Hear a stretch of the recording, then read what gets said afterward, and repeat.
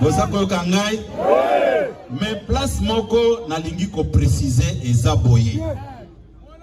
Kabila atika ba Congolais basala makambo na bango.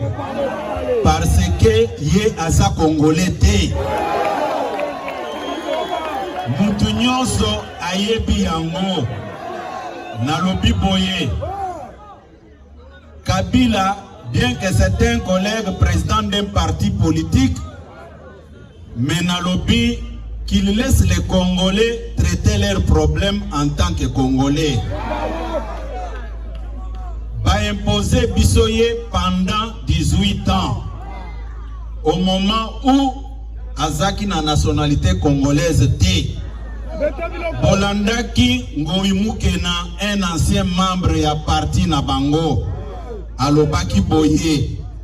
Bayebsaki ngai. Basengaki ye. Aluka moyen ya ko faire accepter Kabila Joseph comme Congolais. Boza kolanda ngai. Soki bozongi na prestation de serment na ye.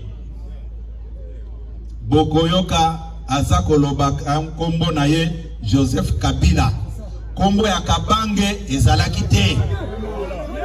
C'est après avoir réfléchi, après avoir pensé comment trahir les Congolais, Bayaki Kobakisa Kabange.